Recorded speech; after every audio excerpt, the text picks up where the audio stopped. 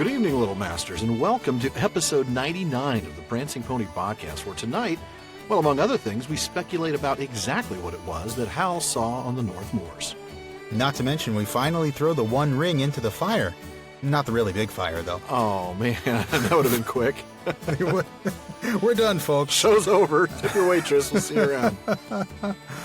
Folks, we'll make our way over to the common room here in just a moment, but first, I'm Sean Marchese, the real-life Lord of the Mark, and I'm here with the man of the West who hasn't yet faded, Alan Sisto. Thanks, Sean, but I have to say I wouldn't mind looking a bit more thin and stretched, frankly. Tell me about it, yeah. I can use that. But, folks, today we finally learned the true nature of what Bilbo had in his pocketses all those years ago. It was poetry. He had poetry in his pocketses. Well, no wonder Gollum didn't stand a chance of guessing. And Alan, you'll never guess what I have in my pocketses to start off this week's episode. I do not know. Actually, you might guess. I might. It's another installment of Philology Fair. Of course it is. And you just had the music ready, just like you knew I was going there. Just like I did. Well, folks, today's chapter introduces readers to both of the main villains of this book, Saruman and Sauron. Now, of course, we don't yet know that Saruman is a villain, and we won't get to the name Sauron in the text until our next episode, but still, it felt like a good place to insert this. Yeah. Hat tip to listener DJ in Houston, Texas, who prompted today's segment by asking if there was any etymological relationship between the names Sauron and Saruman. DJ says, I've wondered this since I was little. The names sound alike when spoken aloud in English. You know, that's true, they do. In fact, I seem to recall a rumor about Bakshi's animated version of The Lord of the Rings back in the 70s, which said that he changed Saruman's name to Aruman to avoid confusion with Sauron. I have heard the same rumor, actually. Of course, he only did that half the time, because sometimes the characters still call him Saruman in that movie. Of course. But then again, they call Celeborn Celeborn throughout the movie, so I'm not really sure that nomenclature and pronunciation were priorities for that production. But hey, I digress. That we do. Well, it's still better than calling Celeborn by his old name. Yes, it is. Anyway, back to the topic. It might be it might be logical to assume that there is some connection between the names. I mean, both Sauron and Saruman are Maiar. They're both from the people of Aule, if you will. And of course, they both fall. But looks, or in this case sounds, can be deceiving, can't they? Yes, they can, because despite the similarity of the names are not related at all. Mm-hmm. I'm here to tell you about where they both came from. Good. So Sauron's name actually comes from one of Tolkien's invented languages, Quenya in this case, but Saruman's name comes from Old English. So starting with Sauron. Sauron is Quenya for the abhorred. Note for listeners whose first language isn't English, because abhor is kind of a fancy word. It's kind of more obscure word. Fairly common, but also sort of fancy. Basically another word for despise or hate. Yeah. According to some vocabulary notes that Tolkien left behind that ended up being published in Parma Eldalamberon, issue number 17, that's one of the linguistic journals that's very hard to come by. Sauron comes from a primitive Quendian root sawa, meaning disgusting or foul or vile. I'm just going to take a shot in the dark here on this one, Sean. I'm guessing he didn't give himself that name, did he? No, he did not. Let me look up thesaurus for disgusting, foul, or vile. I'm going to call myself that. There you go. No, he did not give himself that name. No. And here's where it gets interesting. Sauron is a name that he was given after his fall, or as Tolkien puts it in such a Tolkien way, after he was suborned by Melkor. Ooh, well said. Thank you. Or thank you to Tolkien. Well, I was going to say, you didn't say it, Tolkien. Yeah, no. Well, I said it, though. I read it. I pronounced it well. There you go. His original Maya name, and we've talked about this a couple of times, was Myron. Oh, which is right. Only appears in that same linguistic journal. Myron means the admirable or the excellent one. So his... Excellent. So his post-fall name is a direct inversion of his original name. Oh, yeah, you're right. Both the meaning, because admire and abhor are pretty perfect opposites one another. But then also they both have that final R-O-N at the end, so that's kind of neat. Yeah. But yeah, as you said, he never called himself Sauron. And Tolkien tells us in that same document that Sauron continued to call himself Tar Myron, or King Excellent, until after the fall of Numenor. Dude, strange things are afoot at the Circle K. Bogus. So that's Sauron. Saruman, on the other hand, is an Old English name meaning man of skill. Now, of course, man is just man. That's just man. Sometimes a man is just a man. Sometimes a cigar is just a cigar. Yep. Saru, the first part of that, comes from Old English seru, which means, according to the Bosworth-Toller Anglo-Saxon Dictionary online, means device, design, contrivance, or art. Sorry. I've got it bookmarked. I do have it bookmarked. Seru, meaning device or design or contrivance or art, that's kind of an ambiguous meaning. It actually can be positive or negative. It seems kind of just broad in general. It's fairly objective. There's a second sense of that same word that means craft or artifice or wile or deceit, which the dictionary says is clearly a bad sense. Yeah. There are other senses. There is a third sense that's a little bit more positive. It just means sort of like art or skill, but that's a lot less common than the other two. Right. And is only used in very specific cases. Hat tip to listener Tom Hillman and his blog, alasnotme.blogspot.com for that observation. But yeah, it's generally a pretty negative name and a pretty negative word, I should say. Yeah, wile and deceit, artifice, certainly. Now that is a name Saruman used for himself, isn't it? I mean, that he called himself that. I know that many times. But it's not his original name. We know from the Astari essay in Unfinished Tales that his name when he was a Maya was Kurumo, which sounds very much like his Sindarin name, Kurunir. Yeah, it does. And Tolkien actually says in the Silmarillion Index that Saruman is a translation of Kurunir, which is his Sindarin name. That also means man of skill. And Kurumo, his Quenya name, seems to mean the same thing. It's got that same Kuru root at the beginning, and then it's got the mo suffix that we see in names like Ulmo and Irmo and Elmo, things like that. Yeah, that's right. Interestingly, that Kuru stem that means skill seems to have the same set of negative connotations that the Old English seru had. In that same linguistic essay in Parma El Delamberon 17, Tolkien says that Kuru can have a positive sense of magic or wizardry, of the good magic. And it does have that sense in some of Tolkien's earlier writings, but as the legendarium developed, and certainly by the time of The Lord of the Rings, it got more of a negative sense more often. And Tolkien defines that more negative sense in that document as craft, applied to all cunning or wily things, especially when intended as mysterious or secret. That is interesting. I mean, that doesn't sound positive anymore. And it really almost doesn't even seem ambiguous when we're talking about cunning or wily, mysterious, secret. It all has kind of, not necessarily a bad sense, but sort of not a good sense, I suppose. It's almost like the wrong kind of knowledge, the wrong kind of use and appropriation of knowledge. Yeah. So maybe it's not a surprise that we see that same Kuru stem in the names of other characters who turn out similarly. I mean, I don't know. I'm just throwing it out there. Kuru Finwë, Feanor's father name, for those of you who don't remember that. Right. Or one of his sons, Kurufin. That's right. Yeah, I think that's absolutely right. So always important to be very careful in naming your kids, folks. Give them the wrong name, and next thing you know, they're burning ships and abducting elvish princesses. So on that piece of advice, why don't we go ahead and start the discussion? Yeah, let's go ahead and start. And this time we can start where else? At the very beginning, because it is indeed a good place to start. Last couple of episodes. And we have the luxury of doing that this time. That's right. This is the first episode of 3 on the Shadow of the Past. So we do get to start there at the very top. The talk did not die down in 9 or even 99 days. The second disappearance of Mr. Bilbo Baggins was discussed in Hobbiton and indeed all over the Shire for a year and a day, and was remembered much longer than that. It became a fireside story for young hobbits, and eventually Mad Baggins, who used to vanish with a bang and a flash and reappear with bags of jewels and gold, became a favorite character of legend and lived on long after all the true events were forgotten.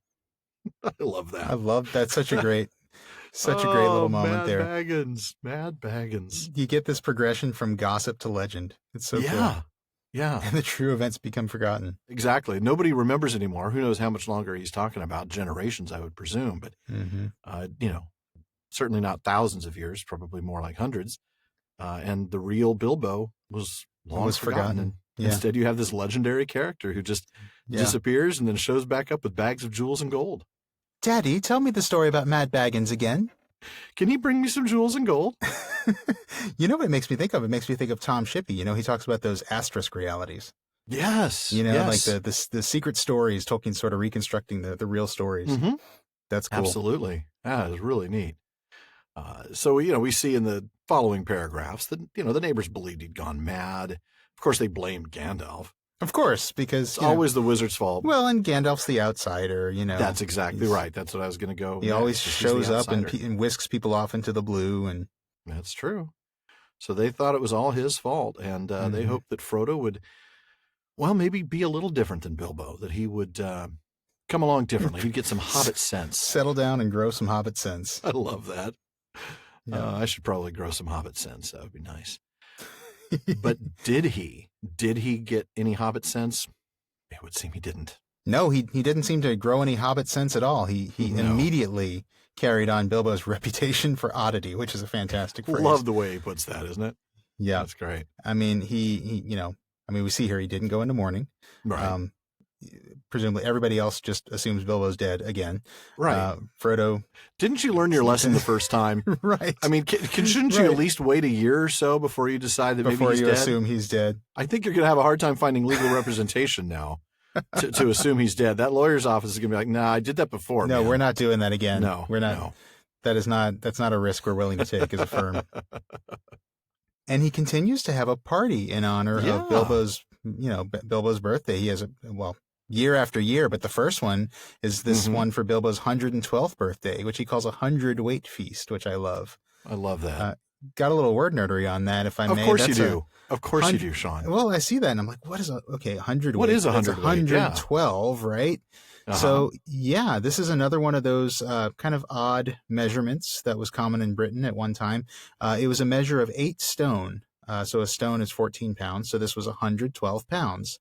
That was a common measurement for trade that was actually established by British law formally in 1835 and abolished long after Tolkien died, actually, in 1985. Are you serious? They had it, you could have 100 weight in 1985. Wow. Yep. That sounds like such an archaic measurement.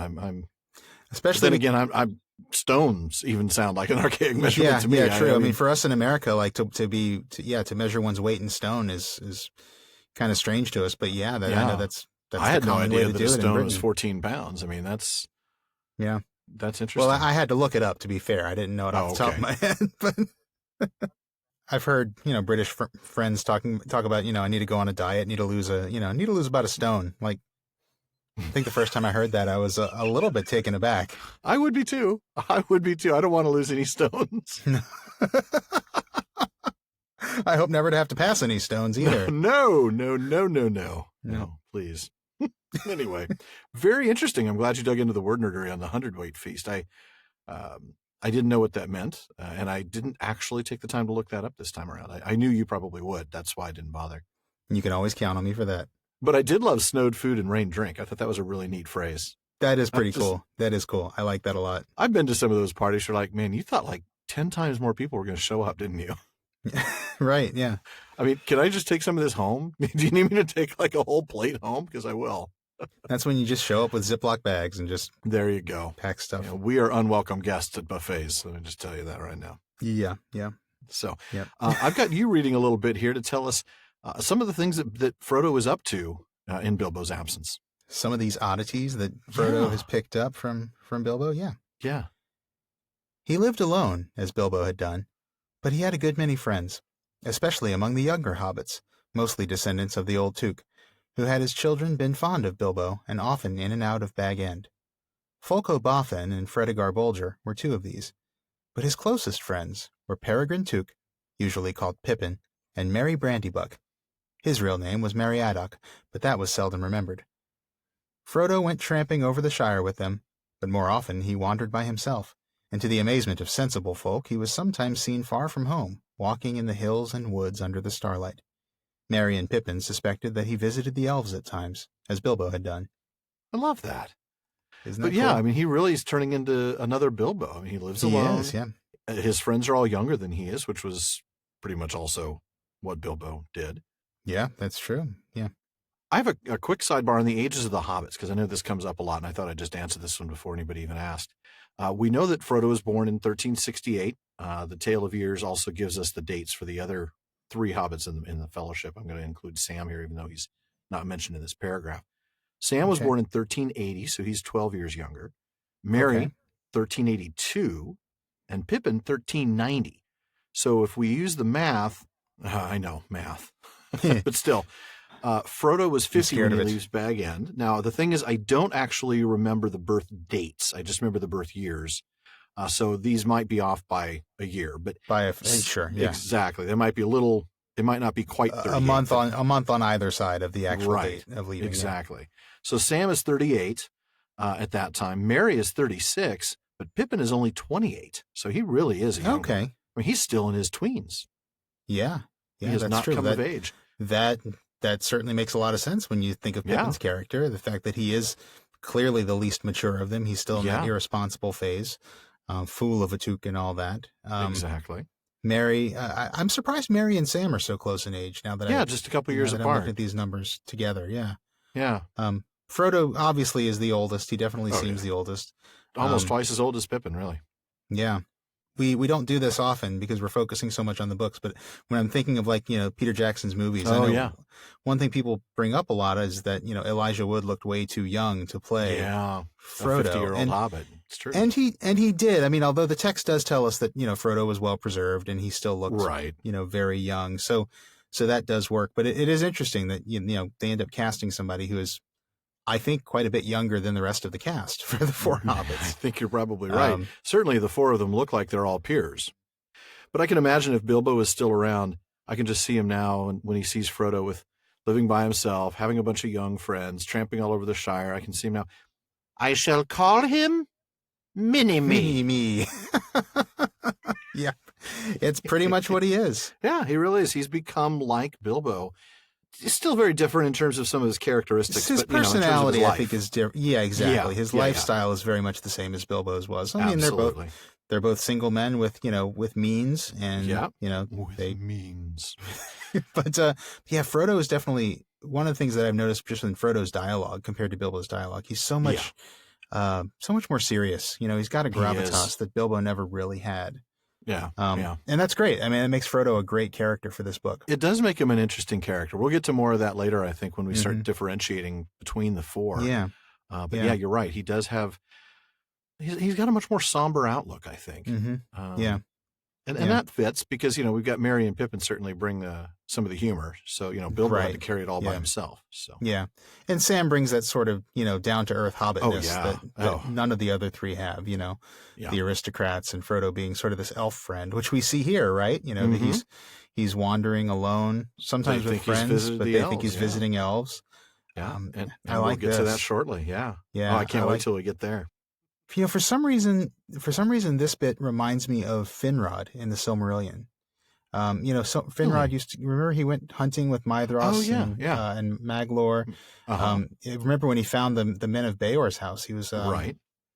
I think he kind of wandered off after going hunting. I think that's correct. I think so. Yeah, it's probably a coincidence, but it's just a neat little hint that Frodo is. He doesn't behave like other hobbits, He's an elf friend, and there's a bit of elvishness to this attitude, I think. There certainly is a bit of elvishness to him, yeah. And we'll see more of that in the next chapter, which, of course, is 3 episodes away. But we'll get there. Can't wait. So I'm going to go ahead and take the next couple of paragraphs. This will give us a little bit more about Frodo and kind of his own thought process here as he's dealing with Bilbo's disappearance or, departure, I should say. As time went on, people began to notice that Frodo also showed signs of good preservation. Outwardly, he retained the appearance of a robust and energetic hobbit just out of his tweens.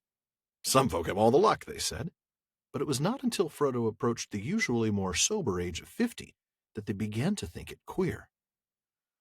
Frodo himself, after the first shock, found that being his own master and the Mr. Baggins of Bag End was rather pleasant. For some years he was quite happy and did not worry much about the future. But half unknown to himself, the regret that he had not gone with Bilbo was steadily growing.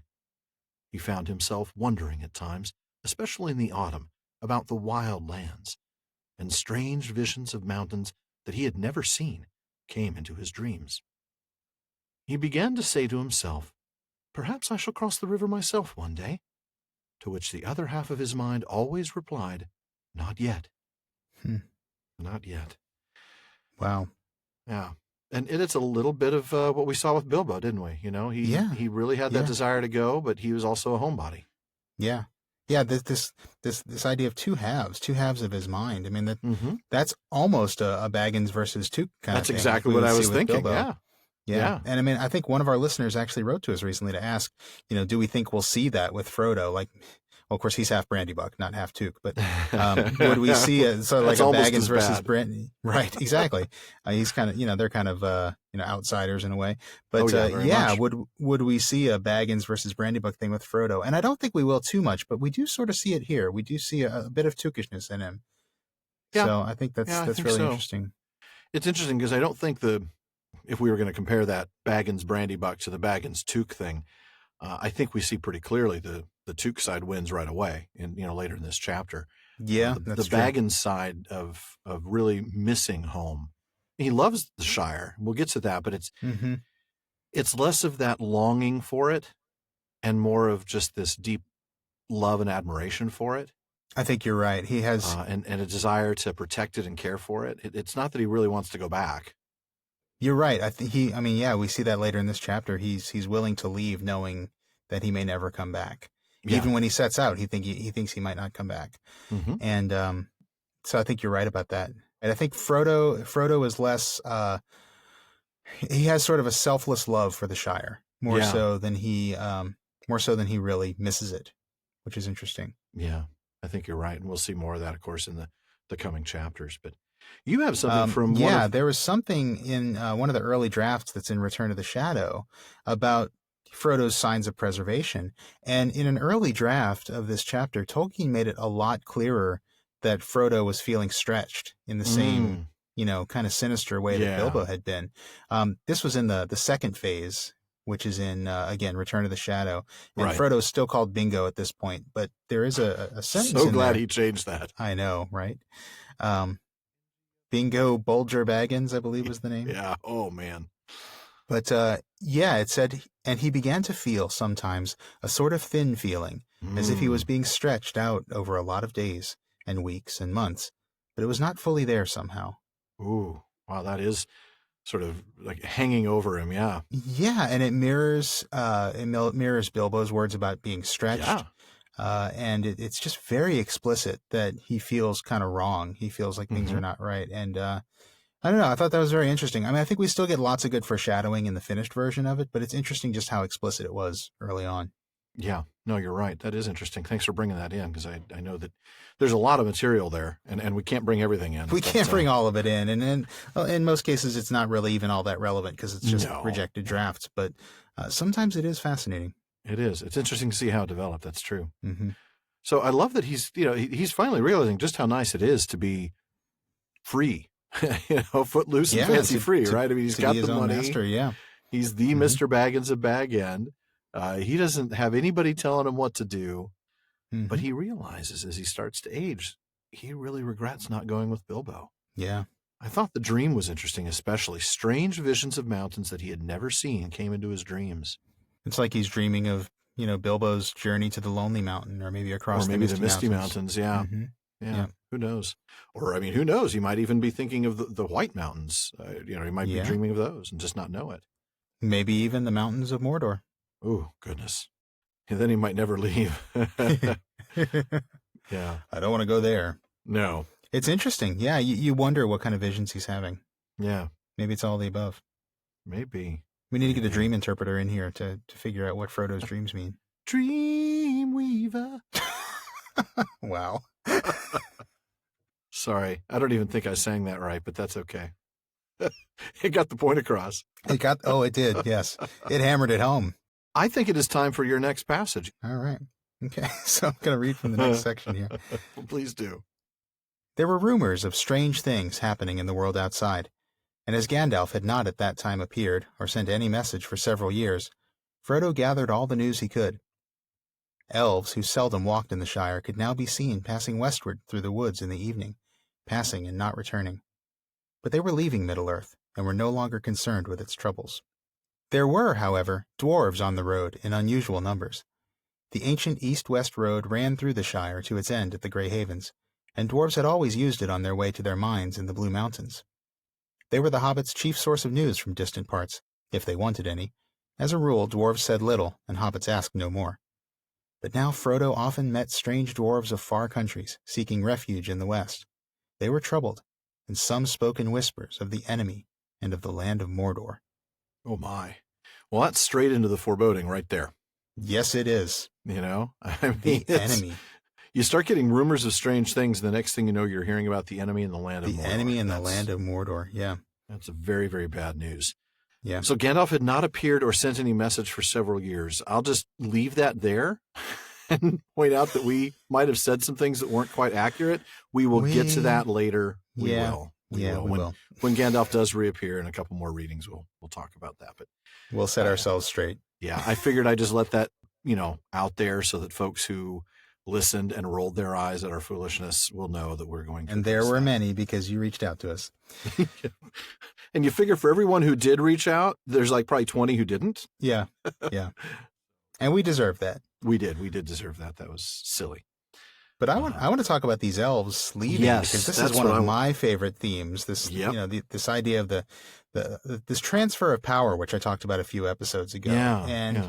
And we see these elves just not concerned with Middle-earth's troubles anymore. That's the thing. Leaving. They're not just leaving. They're literally no longer concerned with the troubles of Middle-earth. And it seems, I mean, at first glance, you read that and you think, well, that's a bit selfish, isn't it? I mean, especially when we know all that's going to happen. But I don't know. I don't think it's really something to judge. I think this is something that has been destined from...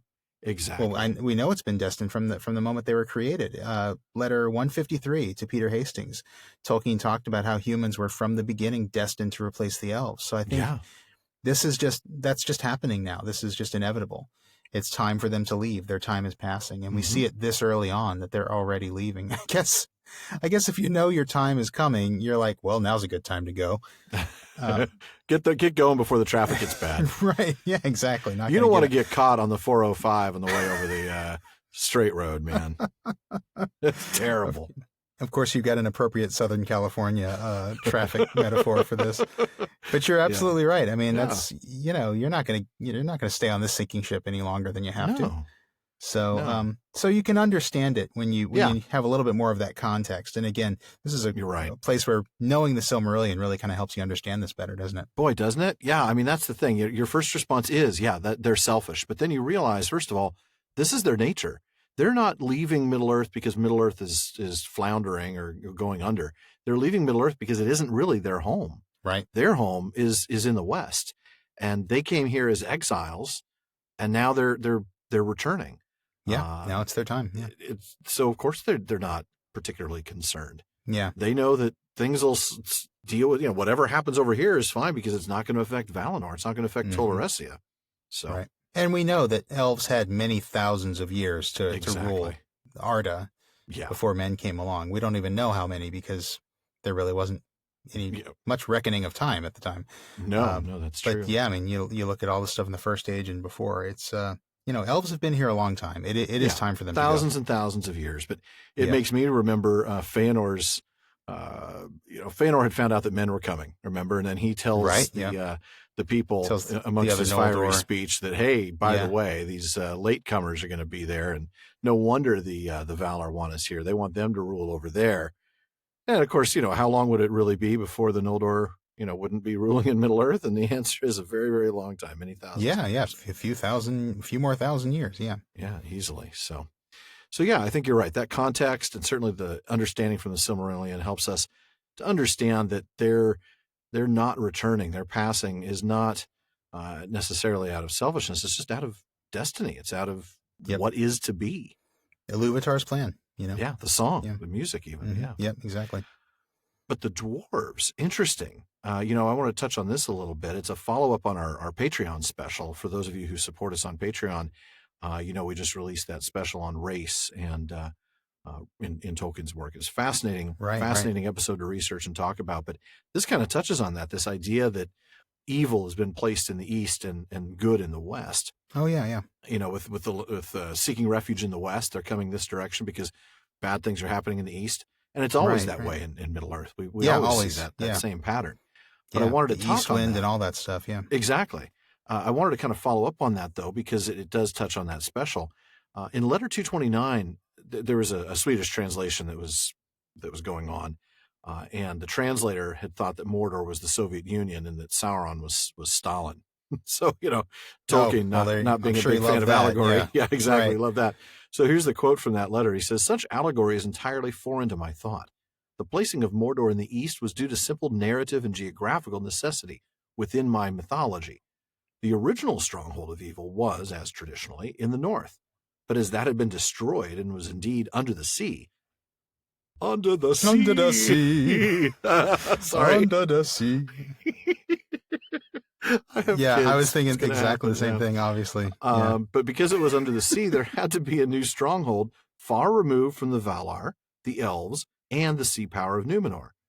Well, again, the north is where evil was. It's only in the east because the north is, gone.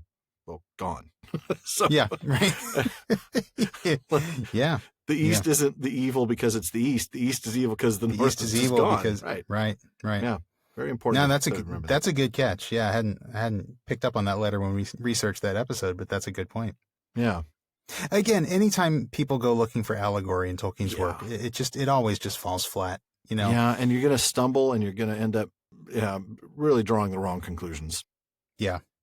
Yeah, well, we've got this next little bit of backstory about Mirkwood and the White Council. Yeah. And this is a great paragraph, but we're not going to read it. I know. We could read this entire chapter, couldn't we? It would be amazing. We really could. But this paragraph, it's just all this great exposition about Mirkwood and the White Council and the Dark Tower and orcs multiplying, which is a lovely thought, and trolls being abroad. You just kind of seeing how the way the world is going. The Middle Earth is really becoming a pretty nasty place. It's going to the dogs, man. It really is. And, you get this mention of the enemy in Mordor, which we read. And then, it's kind of like this slow ramp up, talking about, by linking it to Mirkwood, he links it back to the story we already know from The Hobbit. That's right. We think of the necromancer here. We remember what happened there. Yeah, that's true. This explicitly ties, even though we haven't named Sauron yet, this explicitly ties the necromancer to Mordor, to the Dark Tower. Exactly. And that way, when we find out that in Mordor it's Sauron, we know that Sauron is the necromancer. The necromancer is the power in Mirkwood, so that was Sauron, yeah. Exactly. And it's just it's good for Tolkien as this was the sequel to The Hobbit, That's right. So it's just together. A tie back to that. I love another tie from The Hobbit. He is actually a distinction from The Hobbit, is that he says here that trolls were no longer dull-witted. So we're not talking about their names escape me now, but Bill, Tom, Bert. Bert and Tom, yeah. Yeah. It's no longer those guys whose conversation was not drawing room fashion at all. Right. These are brutal, cunning, dreadful these are not creatures. These are not poor little blighter, Yeah, exactly. What's a hobbit? Yeah. Yeah, these are organized and armed, and that's very menacing. Yeah, these are not your father's trolls or your adopted father's trolls. This is not your father's Trollsmobile. Oh goodness, man, this is interesting stuff. It is. So I'm going to go ahead and read, picking up here, The Green Dragon. This is 17 years later, right? I mean, this is one evening in the spring of Frodo's 50th year. So yeah, this is 17 years later. Yeah. A lot of time has passed. Before I read this, I want to just do a quick... This is one of those, how basically like nothing changes in the Shire 17 years later. This is basically the same conversation that happened at the beginning of chapter 1. But, it really is. But before I dig in, because it mentions the pub as the Green Dragon, and I wanted to say that Hammond and Scull have this excellent little note that they tell us there actually was once a pub called the Green Dragon in Oxford itself. They said that it was in different buildings on St. Aldate's Street from 1587 until it was finally demolished in 1926. Oh, wow. So for almost 350 years, there was a Green Dragon in Oxford. So fascinating stuff. That is very cool. Did you happen to see that street when you were in Oxford? I did not. I saw it on a map, but I didn't end up on that street. Super cool. Yeah, really neat. So I'm going to go ahead and read the next little bit here. Little of all this, of course, reached the ears of ordinary hobbits. But even the deafest and most stay-at-home began to hear queer tales. and those whose business took them to the borders saw strange things. The conversation in the Green Dragon at Bywater, one evening in the spring of Frodo's 50th year, showed that even in the comfortable heart of the Shire, rumors had been heard, though most hobbits still laughed at them. Sam Gamgee was sitting in one corner near the fire, and opposite him was Ted Sandyman, the miller's son, and there were various other rustic hobbits listening to their talk. "Queer things you do hear these days, to be sure," said Sam. "Ah," said Ted, "you do if you listen, but I can hear fireside tales and children's stories at home if I want to." "No doubt you can," retorted Sam, "and I dare say there's more truth in some of them than you reckon. Who invented the stories, anyway? Take dragons, now." "No, thankee," said Ted, "I won't. I heard tell of them when I was a youngster, but there's no call to believe in them now. There's only one dragon in Bywater, and that's green," he said, getting a general laugh. "All right," said Sam, laughing with the rest. "But what about these tree men, these giants, as you might call them? They do say that one bigger than a tree was seen up away beyond the North Moors not long back." "Who's they?" "My cousin Hal, for one. He works for Mr. Boffin at Overhill, and goes up to the North Farding for the hunting. He saw one." "Says he did, perhaps. Your Hal's always saying he's seen things. Maybe he sees things that ain't there." "But this one was as big as an elm tree, and walking 7 yards to a stride if it was an inch." "Then I bet it wasn't an inch. What he saw was an elm tree, as like as not." "But this one was walking, I tell you, and there ain't no elm tree on the North Moors." I think Ted has the great clapback on that one that Hal can't have seen one. It is, yeah. But I really just needed that is a great retort. It really is. Ted's a sharp guy. I've seen one. He's great at Twitter. You know, he's great at those short little comebacks. But yeah, he's great at the snarky stuff. Yeah, very very close-minded, but really very well, like a lot really of people witty. on Twitter. Yeah. So we've got Sam and Ted's excellent conversation here. Sorry. Oh, man. Well, we came right back to that. That's fantastic. That wouldn't have come to mind, I don't think, if we hadn't actually had the Bill and Ted's excellent the Bill and Ted reference earlier. Yeah, I don't know if it would have. But I did actually want to bring in a brief little sidebar on Sam. In letter 93 to Christopher, which was written in 1944, Tolkien would have completed book 4 about that time. He expresses an opinion about Sam and Frodo, and it's really interesting because, you get all this, who's the hero and who, this isn't about the hero thing, but it's a really interesting insight into these two characters. We just talked about Frodo being all serious. So Tolkien says in this letter, well, certainly Sam is the most closely drawn character, the successor to Bilbo of the first book, the genuine hobbit. Frodo is not so interesting because he has to be high-minded and has, as it were, a vocation. The book will probably end up with Sam. Frodo will naturally become too ennobled and rarefied by the achievement of the great quest, and will pass west with all the great figures, but Sam will settle down to the Shire and gardens and inns. That's fantastic. Sam actually has the there and back again. Yeah. Sam is the successor to Bilbo. Yeah. I have thought about that a few times. I think it was a couple of listeners have kind of talked to us about this idea. I don't know if it's been on social media or maybe it came in through the mailbag, but the idea that Sam has more in common with Bilbo than Frodo does, and it is absolutely true. Yeah, and it's cool despite the vast differences in class and wealth and all that. Well, sure, yeah, just in character. Just in character, exactly. Frodo is too ennobled and rarefied. That he will become too. He becomes that way. Yeah. That right now he just has to be high-minded. Yeah. He has a vocation. That is really fascinating, isn't it? And it's so true. Yeah, I love how Tolkien still doesn't quite know for sure that it's going to go there. The book will probably end up with Sam, he says. Yeah, and that he thinks that Frodo, of course, will pass west, and that Sam will settle down to the Shire and gardens and inns. Yeah, and that is the true Hobbit, wouldn't it? That would be what a Hobbit would do.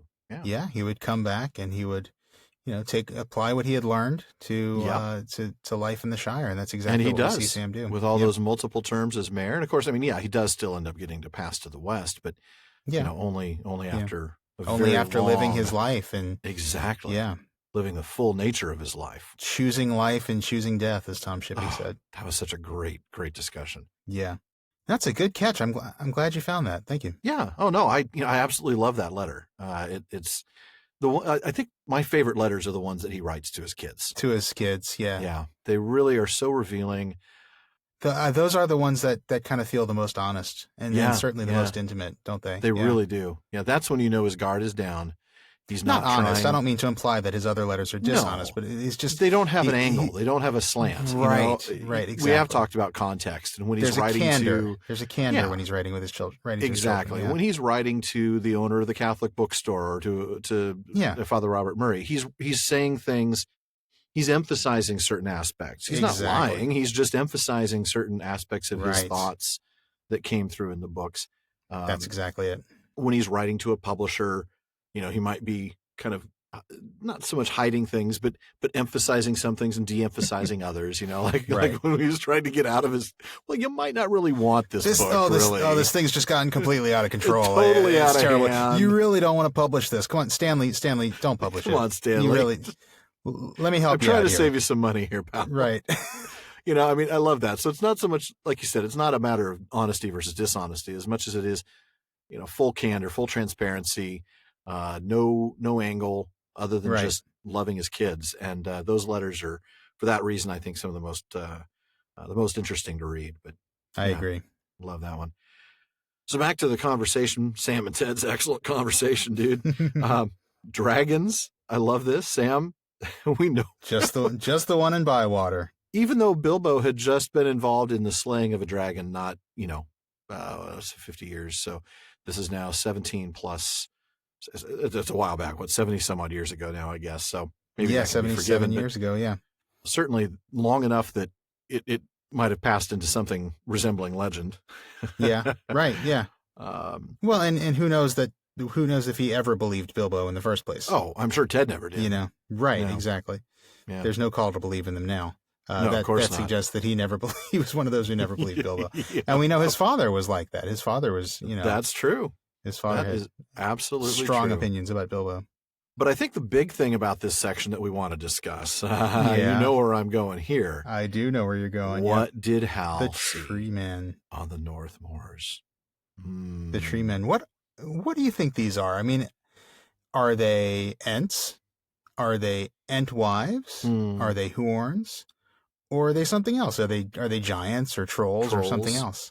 Yeah, I don't know. I'm going to let you start with the speculation. Sam does call them giants. I think it has to be an Ent. I'm going with the surface level interpretation of. He says tree men. We know there are tree men in the story. I think it's an Ent. I think maybe in the original conception, probably when he wrote this, Tolkien himself wasn't so sure where he was going with this. But I got to say that, by the time the finished book exists and we know Ents exist in the world, it's got to be an Ent, right? I mean, and I would say Sam even calls them these giants, as you might call them. And I'm going to go back to Old English here. Giant is what Ent means. Oh, yeah. So, yeah. I don't know, though. I mean, Christopher isn't even that sure. The first draft has Sam talking about... I know. And that's the thing. If we look at the first drafts, Sam was talking about giants nigh as big as a tower or leastway as a tree. And then Tolkien changed it to tree men. So Christopher asks in Return of the Shadow, was this passage the first premonition of the Ents? But it's it's a question that he doesn't have an answer for. There's no evidence to say for sure one way or the other. To say for sure one way or the other. And we know that the Ents were a later addition.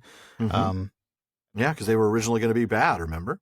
Yeah. Treebeard was just going to be a giant, right? But and an enemy. And a bad giant, right? Right. So I don't know, maybe I don't know, that kind of still leads me to think that maybe he went back and changed it to tree men when he decided that he had, put Ents in there. I don't know, though. I mean, you're right. It really is pretty inconclusive. The only other thing I can think of about tree men that Christopher Tolkien says is that they were one of the things that Eärendil encountered on his voyages. So, and that's going back to like the Book of Lost Tales when Tolkien had like just lists of notes of different things that Eärendil would have encountered. And like tree men is on a list with like mermaids and all kinds of crazy stuff. So, but they did exist in some way in his conception. Okay. And I don't really know what bearing that has on this discussion, but it just gives me a chance to bring up Eärendil. That's exactly what I was thinking. You just wanted a chance to bring up Eärendil. Man, come on. Something I'm thinking. I'm just thinking like tree men. I knew I'd seen that somewhere before. Oh goodness. I don't know. I think the thing is the 7 yards to a stride bit is really, I think, the thing that throws me off the Ent idea. And that's based on something that we'll get to way down the line when we actually meet Treebeard. There's a note from Hammond and Scull In a manuscript at Marquette University, Tolkien is calculating the distance and pace of ent strides. There's a part where Treebeard talks about how far we've gone, and he's measuring it in ent strides. Oh, right. Yep. Yeah. So Tolkien's trying to figure out how long that is so we can draw an accurate map. So it's, this is serious stuff. He's really trying to get this right. And there's a lot of math involved, and we'll cover that then. The important bit is this, though. Tolkien comes up with ent strides are being 4 feet in length. It's a pretty lengthy stride. I mean, let's be clear. What's 4 feet 2 to 2.5 feet? I mean, sure, we can do 3 feet in the stride if we're really stretching, right? That's a yard. But for the most part, we're probably about a 2 foot length. So ent strides have a 4 foot length. That makes sense. But 4 feet is nowhere near 7 yards. 7 yards to a stride. That's insane. Yeah, I guess. We could chalk that up to Hobbity exaggeration, right? That's kind of what I'm thinking. I mean, Tolkien is also famous for saying when his characters say things, it's not necessarily right. Truth within his universe. That's true. Even like the great wereworms of the Eastern Desert. Right. Would be Exactly. An example of that. It's a very good example of that. Hyperbole. This is hyperbole. I think this could be hyperbole, or maybe Hal's just seeing things. I don't know. I don't know. I mean, How's that? A little bit of too much old Toby there. A little bit of the old Wynyards. A little of the old Wynyards. Oh goodness. I think 7 yards could be hyperbole. I still kind of think they're ends. That's a humongous stride.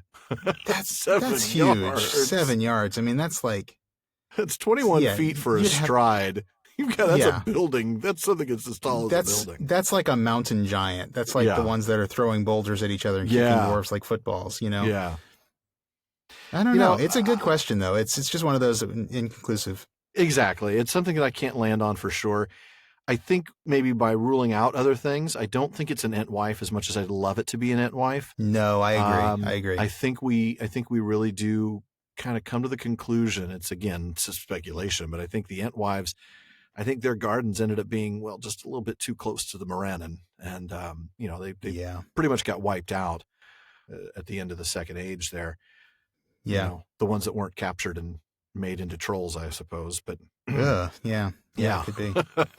Yeah, that'll be something. I haven't looked as much into that question. I know that's one of those we'll get questions to it, people love to ask about Entwives. Where are the Entwives? Tolkien doesn't answer that. He specifically asked that in some of the letters. I don't have those handy because I wasn't going to go there. But even he doesn't give an answer. But yeah, I think you're right. I don't think they're Entwives. Huorn. I mean, it's possibly that, but I don't know. Maybe it's more likely an Ent than anything else. How's that? Is that fair enough to say? I'll buy that. Yeah. It's inconclusive. Probably an Ent, more likely an Ent than anything else. I'm turning the 8-ball over right now, and it says "Ask again later." Maybe we should have an 8-ball for this show. We totally should. When we get to Tom Bombadil, who's Tom Bombadil? Ask again later. The answer is unclear. So we see that the Bounders are busy. We see that the elves are moving west again. I mean, this is stuff that we're not reading, but what do we make, and before we get to the passage that you're going to read, what do we make of the fact that the hobbits have an old tradition that the Grey Havens were over there and that elven ships used to set sail? Why in the world do the hobbits have a tradition about what the elves are doing? How fascinating is that? That is fascinating. And I'm reminded that, they settled in a place that was ruled by Dunedain. Right. And I guess, obviously it isn't really anymore, but Dunedain still kind of roam around there. But I think that, it's probably something they picked up from them, they picked up a lot of culture from the Kingdom of Arthedain. So maybe this is something that they learned from them. You don't think the elves are walking around? They're not walking around in the open and, stopping by the marketplace and looking for some road food. No, I can't. This is, do you guys have some jerky? That's the Shire. It's just an old Route 66 town. The elves are always just coming through. Ever since the interstates, man, these elves can get to the Grey Havens in just like 2 days. I don't think they're hearing it directly from the elves. I think it had to be something that maybe they learned from the men who used to live there. That makes sense. That definitely makes sense. Some of the old histories, and they wouldn't have written that down because the only thing they ever really wrote down were the genealogies. That's all they really cared about. They weren't interested in any other history. Yeah. So that's interesting. We don't need all that elves nonsense. Yeah. Well, I've got a little bit for you to read that I think is telling and interesting. It's not a particularly long passage, but it's a good one. All right. They are sailing, sailing, sailing over the sea. They are going into the west and leaving us, said Sam, half chanting the words, shaking his head sadly and solemnly. But Ted laughed. Well, that isn't anything new, if you believe the old tales, and I don't see what it matters to me or you. Let them sail. But I warrant you haven't seen them doing it, nor anyone else in the Shire. Well, I don't know, said Sam thoughtfully.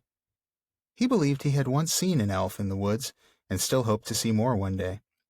Of all the legends that he had heard in his early years, such fragments of tales and half-remembered stories about the elves as the hobbits knew had always moved him most deeply. There are some, even in these parts, as know the fair folk and get news of them, he said. There's Mr. Baggins now that I work for. He told me that they were sailing, and he knows a bit about elves. And old Mr. Bilbo knew more. Many's the talk I had with him when I was a little lad. How neat is that? And that actually ties so well back to what we just said about Sam being the real hobbit. You know, the connection between Sam and Bilbo. That's true. Yeah. And the idea that he's the genuine hobbit. Yeah. The successor to Bilbo. Certainly that little snippet at the end really ties that he together. Had a lot of talks with Bilbo. Yeah, they must have had a lot to talk about. They must have had a lot in common. Yeah, and he was young. Maybe, this would have been when he was little, but wonderful. What an opportunity that must have been for Sam. We made that joke about Mini-Me earlier, but maybe Bilbo saw something of himself in Sam, too. I think he probably did. Why else does he take such an interest in educating the son of his employee? Son of his gardener. Right, yeah. I love that. So, I think he sees probably more of his Bagginsy self in Sam. Probably, than that hobbitishness, yeah. Mm-hmm. But yeah, that wonderful hobbit nature. Yeah. Brilliant. And then we get your cracked comment from Ted. Yeah, exactly. That's good old Ted, man. He's like we said, he's really good on those, Twitter slams. He's got some zingers for sure. Yeah, you'll never want for moonshine if that's where you get your news from. Yeah. Yeah. Good stuff though. The tales, the fragments of tales, he can't even remember all of these things. They're half remembered stories. Mm-hmm. Those are the ones that move him, are the ones about the elves. Yeah. That speaks so there you well go. Maybe some of those stories are what talk about the Grey Havens. Now we know that there were some stories that they though that was an old tradition, so who knows how far back it goes. Yeah, good point. Yeah.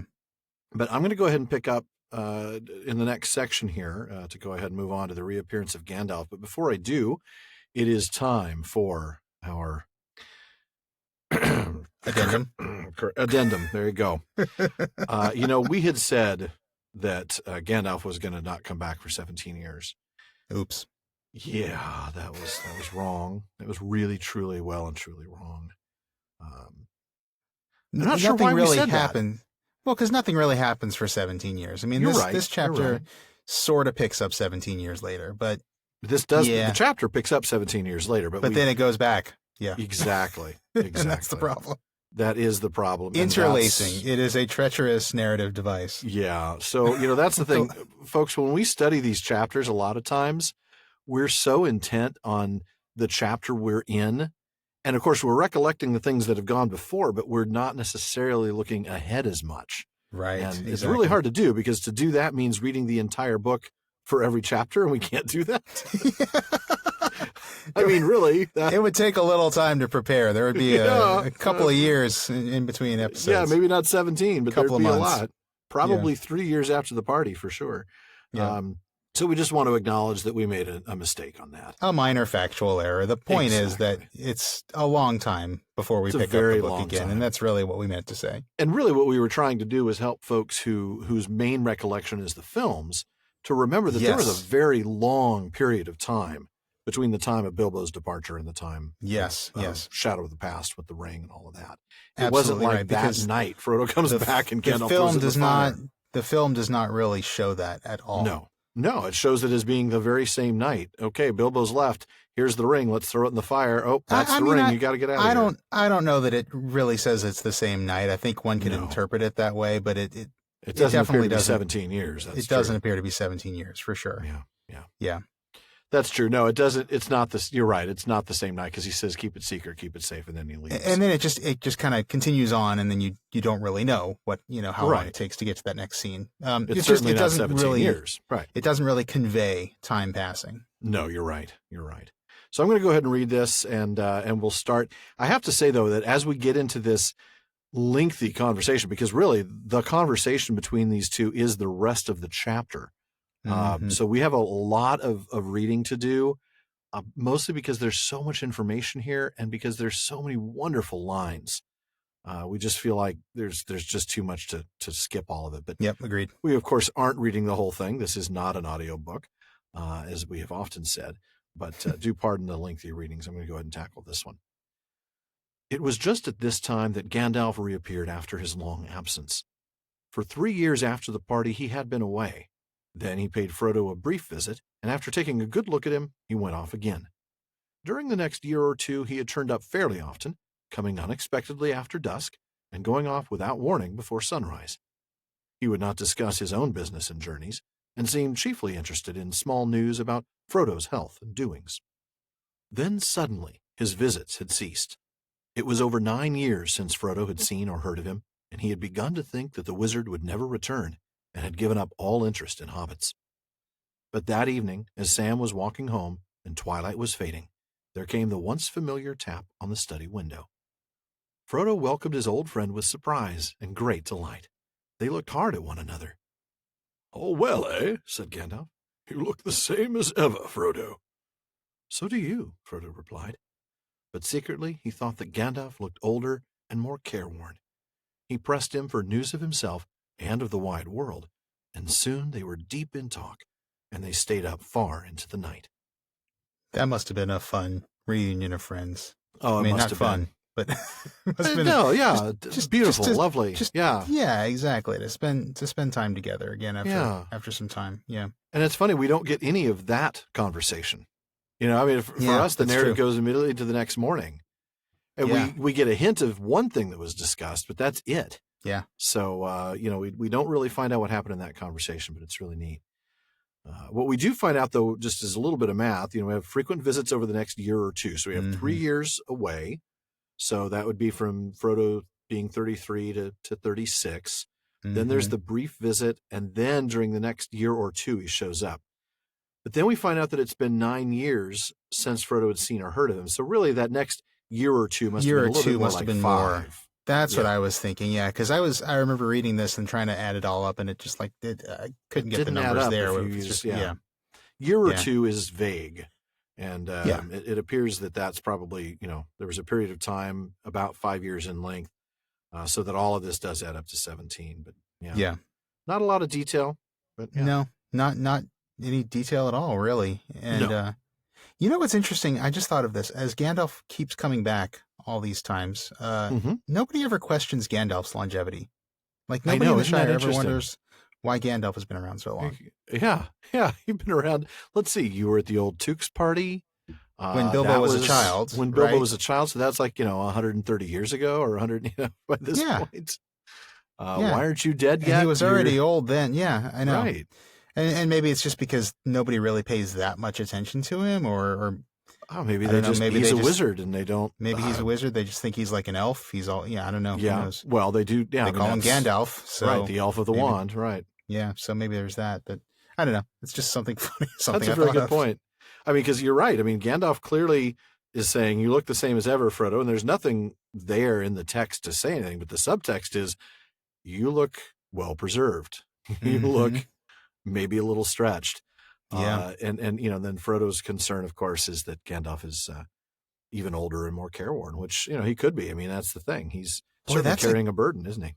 That's a good catch. Gandalf kind of greets Frodo with this sort of pleasantry. Oh, you look the same as ever. But that's actually a really sinister thing because it's the ring. Yeah. Frodo is kind of telling a polite lie to Gandalf. Oh, you look the same as ever too, but he actually looks older. That's a really interesting contrast, isn't it? It really is. There's a lot going on there under the kind of under the surface, I think. But that may be really all there is to that passage. There's not a bunch there, but I wanted to start there because, of course, that's the arrival of Gandalf. It's a wonderful moment. Yep. But I'm going to have you pick up immediately after that and give us a couple of really beautiful paragraphs, I think. All right. Next morning, after a late breakfast, the wizard was sitting with Frodo by the open window of the study. A bright fire was on the hearth, but the sun was warm, and the wind was in the south. Everything looked fresh, and the new green of spring was shimmering in the fields and on the tips of the trees' fingers. Gandalf was thinking of a spring nearly 80 years before, when Bilbo had run out of Bag End without a handkerchief. His hair was perhaps whiter than it had been then, and his beard and eyebrows were perhaps longer, and his face more lined with care and wisdom. But his eyes were as bright as ever, and he smoked and blew smoke rings with the same vigor and delight. Well, maybe that's why his wrinkles were a little deeper. He needs to stop smoking, man. He's smoking Spice Melange.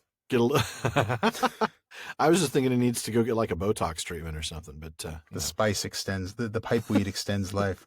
The pipeweed expands consciousness. Yes. We have enough Dune Tolkien crossovers to. Yeah. There are never enough Dune Tolkien crossovers for me. Shire Hulud. We have worms sign the likes of which Eru has never seen. Those were literally some of the lines in my head when I saw that. But anyway, I digress. I love this little section. These 2 paragraphs are just beautiful. They bring back all those lovely, warm memories of The Hobbit, don't they? Mm-hmm. They do. Yep. Just and the surroundings. Yeah. We've got the bright fire, the open window, the warm sun, the south wind, the green spring. Everything's beautiful and fresh. And Gandalf's memories are of that wonderful moment that we got to read and study just last year. Yeah. What a that moment that is. At which Bilbo's adventure began. Yes. And notice that he is thinking of the beginning of Bilbo's adventure here. He's not thinking of, a spring sometime when he came and visited Bilbo later on. No, it's that moment. He's thinking about the fact that Frodo is starting out on, maybe adventure is the wrong word. But a journey of some sort. But on a journey. Yeah, absolutely. I think you're right. For Gandalf, that moment, he knows what the ultimate conclusion has to be. Yep, absolutely. Of what they're going to be discussing and what he strongly suspects, and will be confirming shortly. Yep. So, absolutely. And so he starts to tell him about the rings, doesn't he? Yeah, he does. And we're going to get into that. I'm going to go ahead and pick up here a little bit after that, and we'll talk about the elven rings, which is going to give us a great opportunity to discuss. Who knows? This might be a 3-hour episode tonight, folks. I hope not, but we'll see where it goes. Last night you began to tell me strange things about my ring, Gandalf, he said. And then you stopped because you said that such matters were best left until daylight. Don't you think you'd better finish now? You say the ring is dangerous, far more dangerous than I guess. In what way? In many ways, answered the wizard. It is far more powerful than I ever dared to think at first. So powerful that in the end, it would utterly overcome anyone of mortal race who possessed it. It would possess him. In Eregion long ago, many elven rings were made, magic rings as you call them, and they were, of course, of various kinds, some more potent and some less. The lesser rings were only essays in the craft before it was full grown, and to the elven smiths they were but trifles, yet still to my mind dangerous for mortals. But the great rings, the rings of power, they were perilous. A mortal Frodo who keeps one of the great rings does not die, but he does not grow or obtain more life. He merely continues, until at last every minute is a weariness. And if he often uses the ring to make himself invisible, he fades. He becomes, in the end, invisible permanently, and walks in the twilight under the eye of the dark power that rules the rings. Yes, sooner or later if he is strong or well-meaning to begin with, but neither strength nor good purpose will last. Sooner or later, the dark power will devour him. Boom. Yeah. That is, there you go, folks. Introduced to the concept of the rings of power. Yeah. And this is going to be a theme we come back to a lot about the rings and the nature of the rings. Yeah. But before we talk about that, I actually want to take a moment to answer a question from a listener. Lindsay S. in Virginia wrote to us not too long ago asking about whether there are other magic rings besides the 20 rings of power. We've always kind of talked about it as if there are, and I think when we discussed the Silmarillion back in season 1, we talked about the fact that there must be more rings than just the 20 that we know of from the rhyme. But I think this is something that is easily forgotten, isn't it? True, I think so, and it does help us to go back to the Silmarillion because we learn there that the elves made many rings, and it's lowercase r.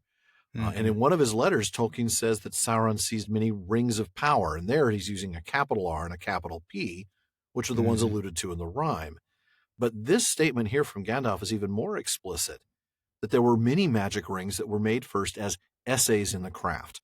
But then, of course, there were the great rings, the rings of power, and there were 20 of those. That's right. And I suspect, because I'm sure that the next question people are thinking of is, well, what's the difference between magic rings and rings of power? And I suspect that the magic rings, we don't know. We have to speculate. But I suspect that the magic rings were probably just simpler versions of the rings of power. Sure. I doubt that there was any real qualitative difference between a magic ring and a ring of power. I think it's more of a quantitative difference.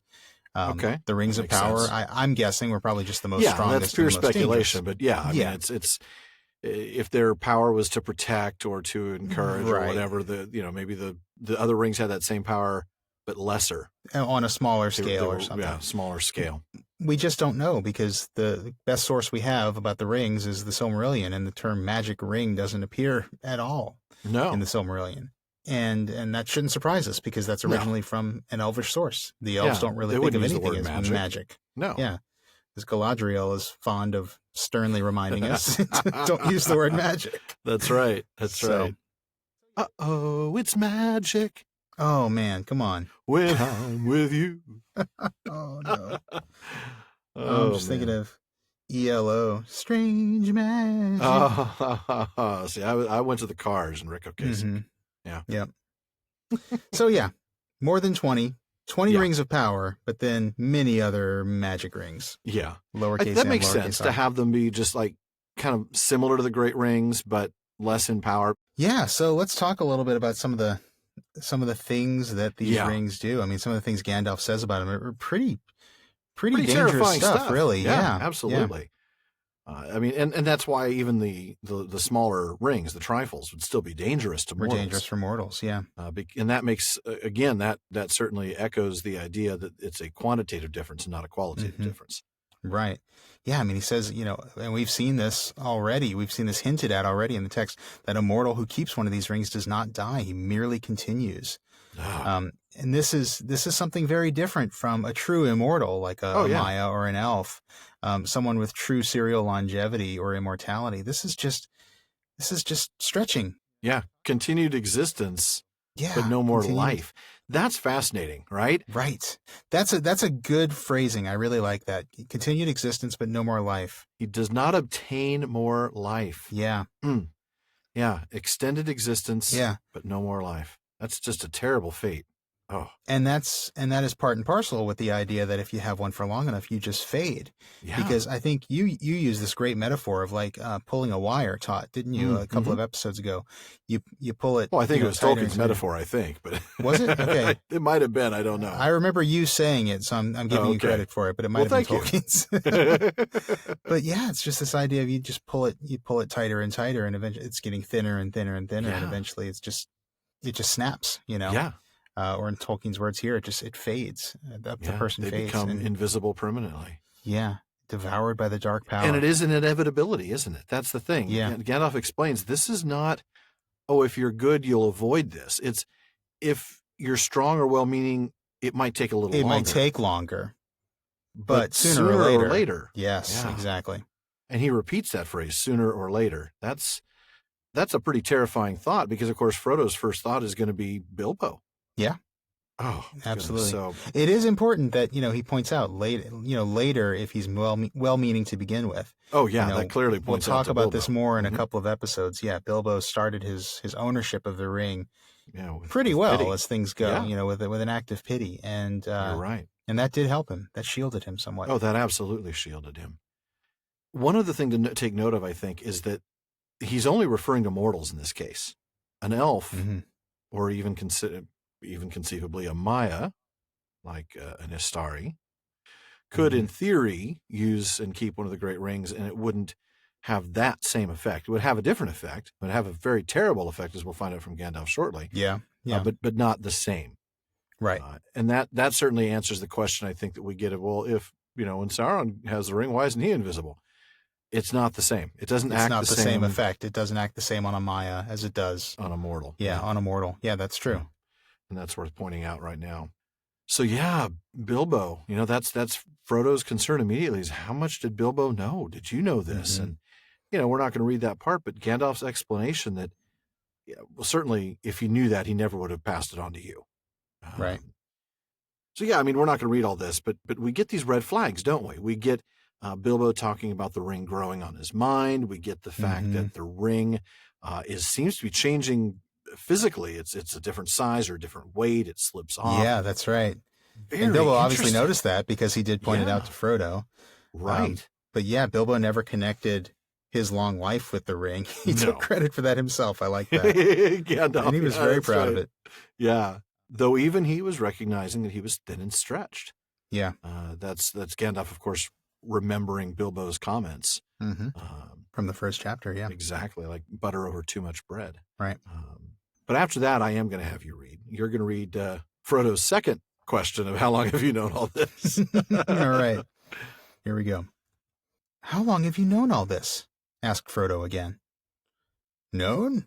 Said Gandalf. I have known much that only the wise know, Frodo. But if you mean known about this ring, well, I still do not know, one might say. There is a last test to make. But I no longer doubt my guess. When did I first begin to guess? He mused, searching back in memory. Let me see. It was in the year that the White Council drove the Dark Power from Mirkwood, just before the Battle of 5 Armies, that Bilbo found his ring. A shadow fell on my heart then, though I did not know yet what I feared. I wondered often how Gollum came by a great ring, as plainly it was. That, at least, was clear from the first. Then I heard Bilbo's strange story of how he had won it, and I could not believe it. When I at last got the truth out of him, I saw at once that he had been trying to put his claim to the ring beyond doubt. Much like Gollum with his birthday present. The lies were too much alike for my comfort. Clearly the ring had an unwholesome power that set to work on its keeper at once. That was the first real warning I had that all was not well. I told Bilbo often that such rings were better left unused, but he resented it, and soon got angry. There was little else that I could do. I could not take it from him without doing greater harm, and I had no right to do so anyway. I could only watch and wait. I might perhaps have consulted Saruman the White, but something always held me back. Yeah, that's a good thing. Yeah, very much so. Really. You might think that somebody had a hand in that. I don't know. But not a white hand. No. Thinking more of an Iluvatar hand. Yeah, I'm thinking so too. The lies that the ring inspired Bilbo to tell. Well, and Gollum for that matter, really. Clearly from the get-go. Yeah, we talked even then when we talked about it in The Hobbit. The ring was already at work in him. And already. It was very much the same thing we saw with Gollum. They both kind of started out with, these lies about how they came about. Lies to lay claim to the ring, yeah. Yeah. Yeah. And that is the ring at work. And boy, that's a theme we're going to see a lot of. The ring at work. Yeah. The ring at work. Very different from Men at Work, just to be clear. This is not very much so. Not as fun to sing at parties. Yeah. No, definitely nowhere near as much fun. There was one other thing in this section that I really wanted to observe that I thought was really interesting. You get Gandalf saying, there was little else I could do. I couldn't take it from him without doing greater harm, and I had no right to do so anyway. Yeah. That really speaks to the value of free will. That speaks to the fact that Gandalf, as a Maya, he's a Maya incarnate, so he's not a Maya wearing he's not a Maya in full power with raiment. Yeah. Right. But with all the knowledge that he has, he knows it's not his place, even as one of the wizards, as one of the Astari, it's not his place to try to force that. So even had he known, that makes me think of the question that we see. I don't think we've gotten the question that we see people ask: why didn't Elrond just take the ring from Isildur at the cracks of doom and throw it into the fire, right? That's right. People always go, well, come on, he should have just taken the ring from him, throw it in the fire. No, I shall keep it for myself. Really? Hack, slash, ring into the fire, story over. People just seem to think that Elrond messed up by letting Isildur leave. But here we see the value that characters in his story place on the free will of other characters. At least the good characters place on that. Yeah. Well, and we get that later in this chapter that, taking the ring by force would break the bearer's mind. I think Gandalf says that to Frodo. Yeah. Obviously that's a thing. So and Elrond doesn't want to do that to Isildur, and Gandalf didn't want to do that to Bilbo. So you can definitely see why. That's kind of the greater harm Gandalf is talking about. Right. But I also like the had no right, as you pointed out. I had no right to do so. There's a moral element to not taking it, even if, and I mean, the way he says that anyway, no right to do so anyway, suggests that even if he could have taken it from him without doing greater harm, he couldn't have done it. Right. Because it wouldn't have been his right to do so. Right. Which is really interesting. So he spent this whole time trying to find the truth. It's it's quite an investigative journalist sort of thing. And a good thing he did. Yeah. And a good thing he did not consult Saruman the White. Boy, isn't it? As you said. Story would be over by now. Yeah, exactly. It's interesting that in the next paragraph, which we're not going to read, one of the first things that Gandalf points out about Saruman is his pride. Oh, you're right. His pride, his knowledge is deep, but his pride has grown with it. I mean, what goes before a fall? Yeah, that would be pride. I'll take what goes before a fall for 500, Alex. I'm thinking of Ben Stein again. Oh, Ben Stein. Anyone? Something. What goes before a fall? Something. IDE. Pride. Yeah. Ben Stein. But yeah. So he obviously a good thing that he spent the time to figure this out on his own. Yes. And he did, he was still watching. He was still waiting as he was studying. And, he continued to have his doubts as Bilbo was not aging. The years were passing and they did not touch him. Until that night. Until that night at the party. Yep. Exactly. And the way Bilbo reacted that evening. Oh, goodness. Yeah. When Gandalf had to threaten to become Gandalf the unrobed. The uncloaked. Yeah. Yeah, I think that is a misdemeanor even in the Shire. and what Bilbo did in terms of his reaction and all of that, like we saw, that clearly convinced Gandalf. Indicated the possession of a great ring. Yeah. Yeah. Quite possibly the great ring. The one ring. The one ring, because he knew of the others as well. That's true. He knew. Yeah, right. Exactly. In next week's episode. So I'm going to go ahead and read this next little section here. There wasn't any permanent harm done, was there? Asked Frodo anxiously. He would get all right in time, wouldn't he? Be able to rest in peace, I mean. He felt better at once, said Gandalf. But there is only one power in this world that knows all about the rings and their effects. And as far as I know, there is no power in the world that knows all about hobbits. Among the wise, I am the only one that goes in for hobbit lore, an obscure branch of knowledge, but full of surprises. Soft as butter they can be, and yet sometimes as tough as old tree roots. I think it likely that some would resist the rings far longer than most of the wise would believe. I don't think you need worry about Bilbo. Of course, he possessed the ring for many years, and used it, so it might take a long while for the influence to wear off, before it was safe for him to see it again, for instance. Otherwise, he might live on for years, quite happily, just stop as he was when he parted with it. For he gave it up in the end of his own accord. An important point. No, I was not troubled about dear Bilbo any more, once he had let the thing go. It is for you that I feel responsible. Boy, that's ominous. Boy, isn't it? Yeah. Wait a minute. You're telling me that Bilbo could have been permanently invisible and lived in the shadow of the Dark Lord forever, but you're not worried about him, you're worried about me? Right. Oh, boy. Well, what's coming next? Because he knows, he knows the answers to Frodo's questions. There wasn't any permanent harm done. And, and he did start feeling better immediately. But then again, Gandalf also recognizes that his knowledge is limited, doesn't he? He doesn't know about all the rings and their effects. There's only one power that does. Yeah. You're right, though, about him feeling better immediately. I love that moment in A Long Expected Party when Bilbo leaves, and it's like this great weight has been taken off his shoulders. Yeah. It's a wonderful moment. And we'll see that again, actually, with another ring bearer later. Oh, yeah. It took you a Yes, moment. we will. Yes, we will. That's right. So let's see. I think, of course, the key point there is what we get at the very end, not at the very, very end, right before the very end, which is that Bilbo gave it up of his own accord. Gandalf didn't have to take it from him, didn't have to break his mind. And that willingness to give it up of his own accord is a truly important point as to Bilbo's ability to recover. That's right. And it's something that we have, nobody spends enough time thinking about. And I think that's something we're going to be talking about a lot as we go through this book. Absolutely. I mean, and this kind of reminds me a bit of some of our themes from On Fairy Stories, recovery and escape. Oh, yeah, you're right. I think, Bilbo, by being able to give up the ring of his own accord, he has managed to escape from the ring, hasn't he? Yeah, he really has. And is now able to, to recover who he is, sort of You're recover right. that clear view of the world without it. Oh, man. I think that's super He cool. really does weave those themes in, doesn't he? That's a really good catch. To escape from the control and power of the ring, and at the same time to begin that recovery process. Yeah. Yep. Good stuff. Yep.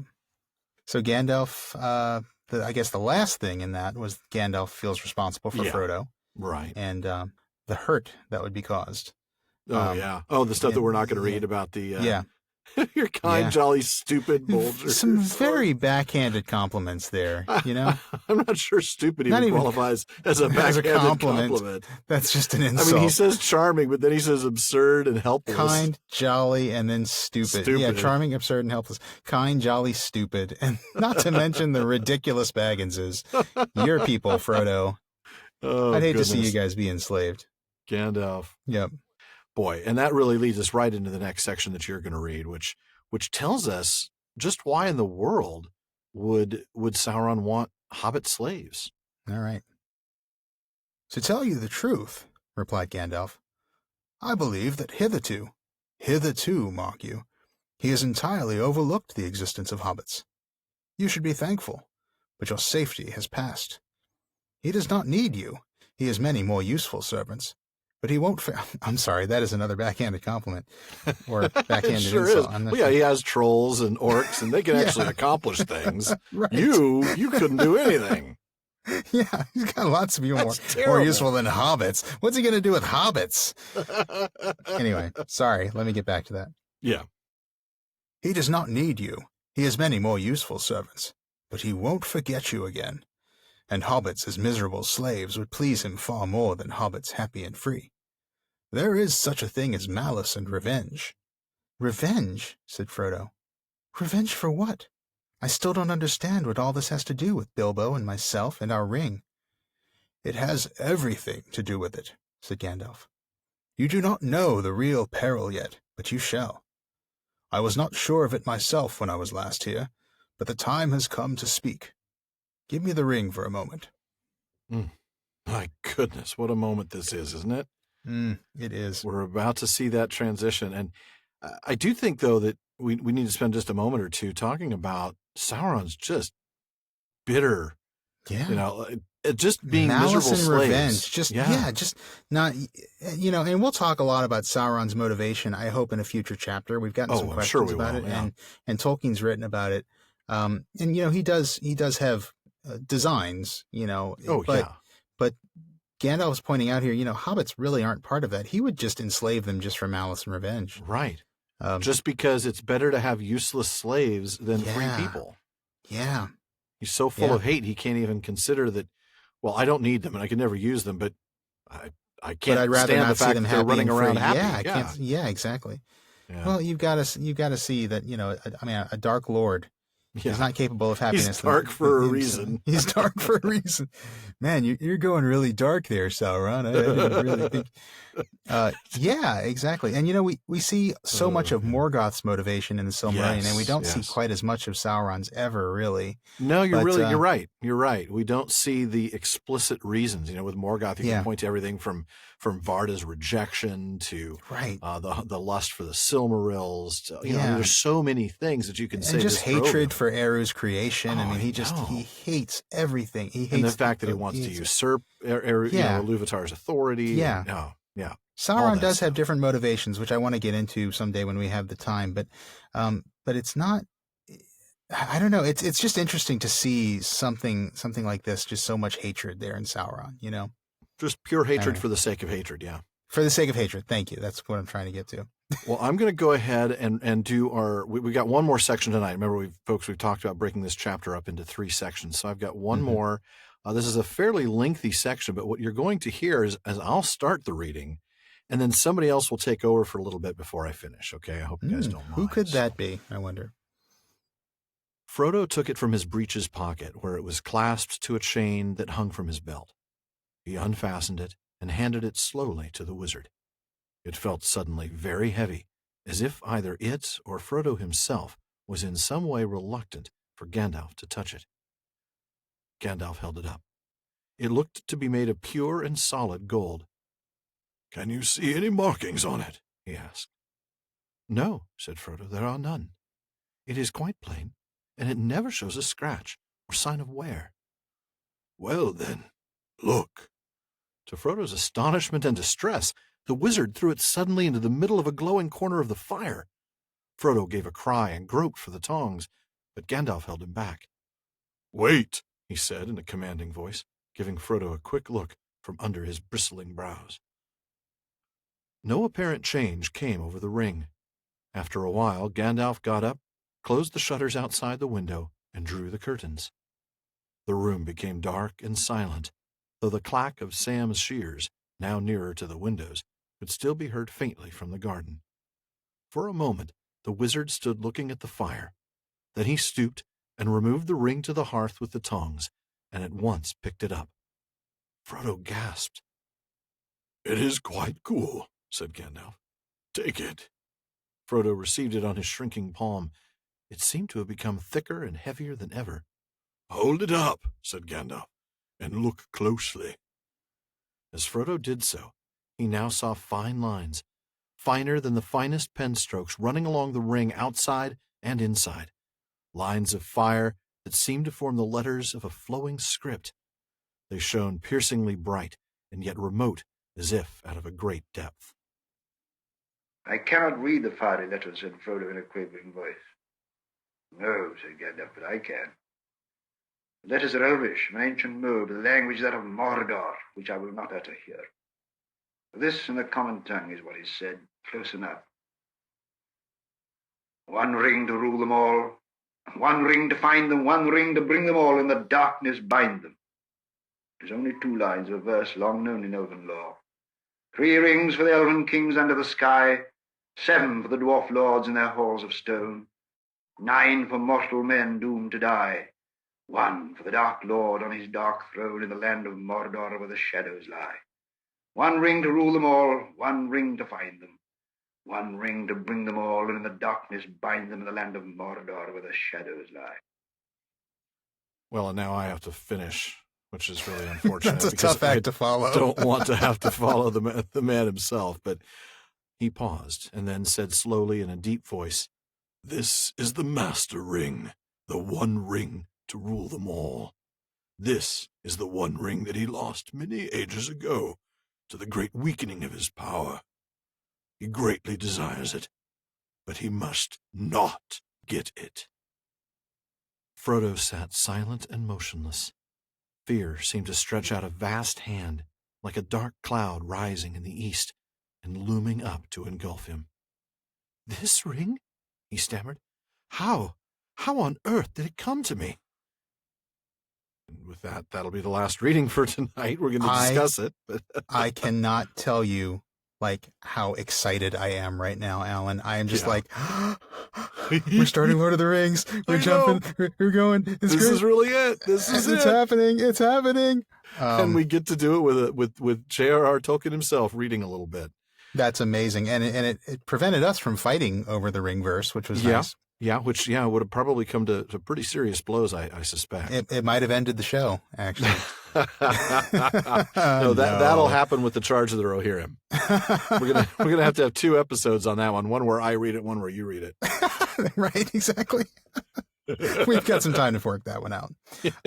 Fantastic reading by the professor there. I'm so glad wonderful. you brought that in from the J.R.R. Tolkien audio collection. Yes, a wonderful thing, which is available through our library link. Yes. You should get that if you don't already have it. There is a ton more stuff in it, and it's definitely worth the price tag. A ton more stuff, yeah. Just a great reading from the professor, and just such an iconic scene. I mean, it is. Who doesn't remember the first time they read this? You know? Oh yeah. Wow, it's great, and it is one of those moments that I felt like the film really got right. Yeah, I think they did. I mean, they changed a couple of details. I mean, we talked about the fact that Gandalf actually touches the ring here in the books. He doesn't in the films, but they got the point across. They got the spirit. They did. They got the idea of really the changed physical characteristic of the weight. Yes, they did that really well. They used some pretty cool cinematic tricks to make the ring feel heavy. That one when it dropped to the ground and it just slammed. It didn't even bounce to make it look like it weighed so much. Yeah, spectacular stuff. I'm not going to say that about too many scenes where I say they got it really right, but this one they really did. They did. I agree. Frodo's reaction, Gandalf telling him to wait, removing it from the fire with the tongs, how the ring had cooled, and then of course the script itself. Beautiful, beautiful work. Beautiful work, finer than the finest pen strokes. I mean, I would love to know how these were made. Actually, I probably wouldn't, because it would mean going to Sauron's forge, and I don't really want to do that. But still, maybe he used the fingernails of some dying slave to engrave these. That's a grim thought. Wow. Oh, that one broke. I need another one. Bring in another slave. Let's kill him so I can take his fingers and use a fingernail. You get downright dark in the month of October, Mr. Sisto. Happy Halloween, man. Happy Halloween. But Elvish letters, but the language is the black speech of Mordor. Which I shall not utter here. Mordor. Yeah, Mordor. Boy, I love that. I learned so much listening to the professor's pronunciations. And I also learned how quick he reads. Very quick. I mean, there's short words that are almost lost in his reading. Yeah. One for the Dark Lord on his dark throne in the land of Mordor where the shadows lie. I mean, wow. He just hammers those words out. It's beautiful. Yeah, he does. Really, really amazing.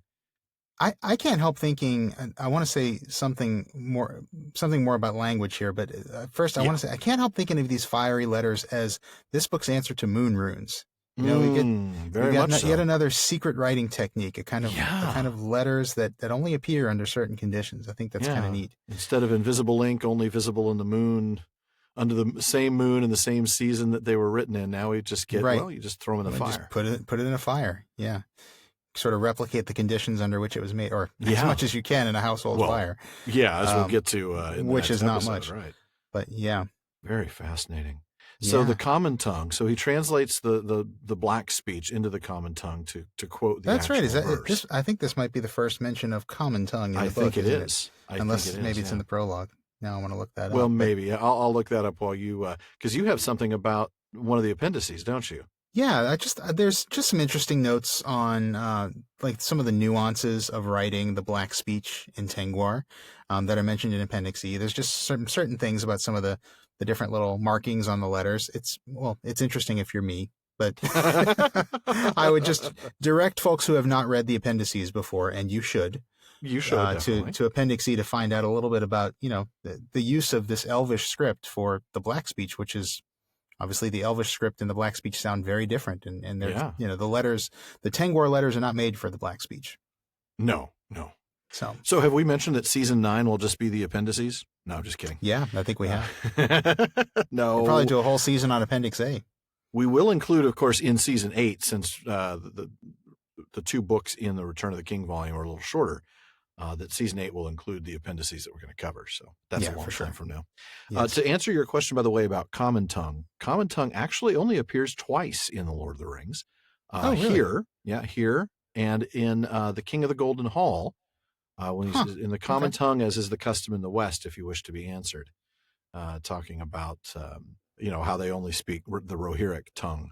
Right. Because they're wanting to make sure they only communicate with friends, other than the index.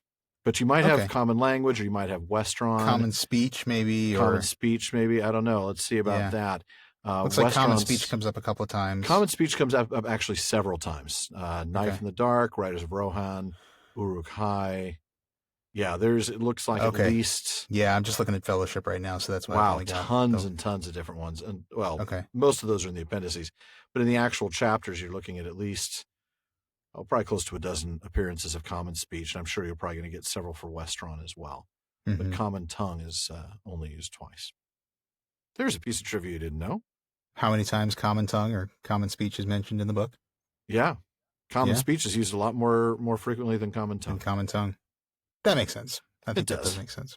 We probably need to spend some time talking about this, the verse, the famous ring verse. I know we're running kind of long, but I don't think people will begrudge us on this particular episode. I don't think they will.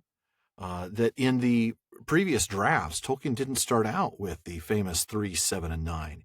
He actually had 9 for the elven kings under moon and star, and he had only 3 for the mortal men that wander far, which is an interesting rhyme.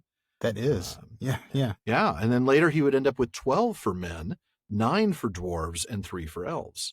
So he had different numbers. He kind of moved it around, yeah. Yeah.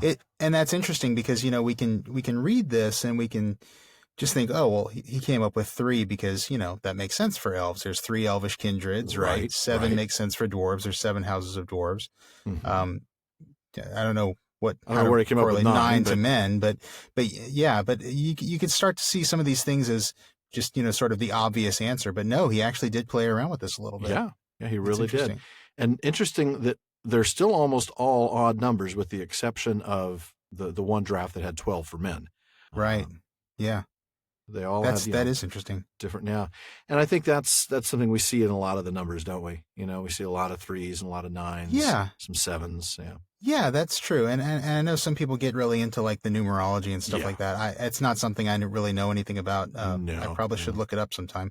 But we touched on it. We touched on it in an episode or maybe a postscript once. We talked about all the 3s and all the 7s and things like that. And I think we talked a little bit about 5. But these odd numbers definitely seem to have more mythic significance. I don't know why that is, but now I remember where it would have been in a Calabath. We talked about the size of the temple. All the 5s in that. The 5s, that's right. Yeah, and that's when we got into the sidebar and the numbers. Yeah, interesting stuff. I like in the finished poem. There's a very clear elvish perspective. As you're talking about some of the original language, mortal men that wander far. Comparing that to what we get in the finished poem, you really see an elvish perspective in the finished poem, and I would say that each race is identified by a key trait that the elves tend to identify them with. You're right. Elven kings under the sky. Remember, the elves are people of the stars. Yep. That's the Eldar. Then. Right, exactly. The dwarves in their halls of stone. Remember, they're called the Gonhiram, the Lords of Stone. The Lords of Stone. And men, being mortal, doomed to die. Doomed to die, yeah. And remember, there's that one word, Firamar, that the elves use for men, the mortal, the ones who die. The ones who die. It's just, I'm glad it wasn't 9 for mortal men who are the sickly. 9 for the mortal men who are aftercomers. I'm sure that the dwarves are happy that it wasn't 7 for the stunted people. The stunted people. Yeah, you're right. That would be terrible. They picked some of the more objective terms that they have for other races. Oh goodness, yeah, that's true. Man. Well, then, of course, you get the identification from Gandalf, the one that we've been waiting for. This is the One Ring. We now have conclusive proof that it's the One Ring. And we learn that when he lost it, it weakened his power greatly. That's huge. And we'll see why in the next episode, but that's really, really big. And I just love how this episode is going to end on Frodo's desperate question. Oh, and you could just hear the heartache. Yes. Just the tearing him up inside. The shock and the fear. This come to me. Yeah. Oh, the fear, the terror that this must bring. I mean, the reality that's setting in on Frodo right now. Oh man, this is heavy. This is heavy. Yeah. But, we're going to save a lot of that for next week. Yes, we will. Because for now, that actually wraps it up for the first part of The Shadow of the Past. So be sure to come back next week when we learn more about the history of the One Ring. And we'll get Gollum's origin story in that. That's true. Yeah. But before we get to that, we want to take a minute to remind you about the Fellowship of the Podcast. That's our family of supporters over at Patreon.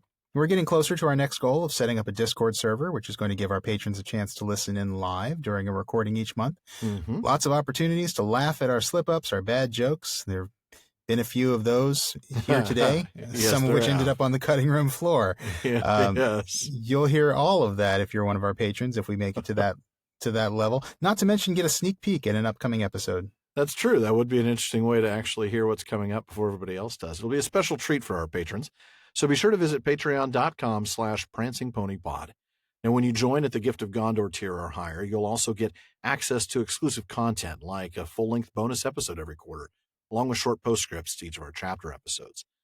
There's another way you can help us too. You can check out the official library pages at our website, theprancingponypodcast.com, where we've put together a set of links for our listeners to all the Tolkien books we've ever mentioned on the show. You can also give us a hand by posting a review on iTunes. This increases our visibility, which means more new listeners, more great questions for Barliman, more discussion on social media, and a more vibrant Tolkien community. That's right. And finally, we'd really appreciate you sharing us on social media, Facebook, Twitter, Reddit, wherever you hang out and might find Tolkien fans. Tell them about our show. Now, we said we had a big announcement. Before we move on to Barliman's Bag, we want to let you know that, well, pretty soon as far as podcast time is concerned, we'll be coming up on our 111st episode, and we plan on celebrating with an episode of special magnificence. Yes, we do. And while we would love to invite all of you and give presents to all and sundry, unfortunately, folks, the pavilion here just isn't large enough for everybody. So instead, we've come up with a different way for you to participate in our little celebration. In fact, your participation is literally required. We actually will not be able to do this without you, so we are going to need your help. Otherwise, it's... Please help us. What we want to do is replay our top moments from the first 100 or so episodes, along with a little director's commentary, if you will. Now, you'll forgive us for not knowing exactly what those top moments are, and that's where you come in.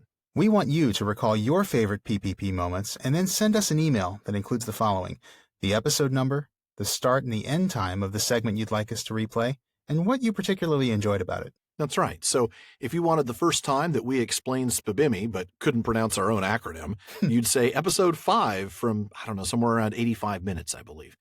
Now, with somewhere around 180 hours of content so far, there's just no way we can make the selections ourselves, so we're going to crowdsource this party. That's right. So send us your suggestions and you'll get a shout out if your segment is selected. So get listening and start sending us those timestamps. You got 7 weeks until December 9th to get your selections in. And that'll give Alan and me time to curate those selections and prepare our commentary and fit the content into an episode-length recording before it airs early in the new year. That's right. Now, please don't delay, folks. This party of special magnificence will only work with your help. Otherwise, it's going to snow food and rain drink. So, with that, it is now time to see what old Barliman has in the mailbag for us tonight. Sean? All right. Well, we've got a super fun question coming up that's also super easy because it's opinion-based. But before we get to that, we've got a comment from Ed P. in Virginia. Now, Ed recently caught up with all of our episodes from Season 2, and our speculations about the sum of Bilbo's winnings from his adventure was a source of some amusement to him. Oh, I remember that. I think we landed on a sum You landed on a sum of, because I'm not allowed to do math on this podcast anymore, remember? That's right. I landed on a sum of about 150 to 200,000 in silver and somewhere between 2.25 to 3 million in gold, plus the pots that Bilbo picked up on the way home. It was quite a haul. According to us, at least. Well, yeah. According to you. But Ed thinks we overestimated by a lot. Here's a summary of his analysis. Now, I'm going to post this whole thing to our website in the show notes for this episode, but here's just a taste of it. Okay. He starts by saying, 160 pounds is a good weight limit for a pony, assuming the pony carried only the treasure and not Bilbo or his other possessions. But the chests have to be strong, probably 15 pounds each. Plus another 10 pounds for straps, buckles, padding, and so forth. Call it 60 pounds of treasure in each chest. Now on to the math. 60 pounds of weight is 875 troy ounces. At a recent price of $1,200 American dollars per ounce for gold and $15 per ounce for silver, we get a little over $1 million in gold and just over $13,000 in silver. Or a total of about $1,063,000 in current dollars is what it all sort of adds up to. About that. Yeah. I'm rounding a little bit here. Sure. Now, that's just for Bilbo's share of the Dragon's Hoard. We'll get to the Troll's Gold in a minute. Okay. So what we learn from this is that with today's prices for gold and silver compared to real estate, Bilbo might not even be able to use this money to buy Bag End if he didn't already own it. That's a good point, yeah. Ed says certainly not enough for a decent beach house in Newport Beach. Well, he's right about that. Yep.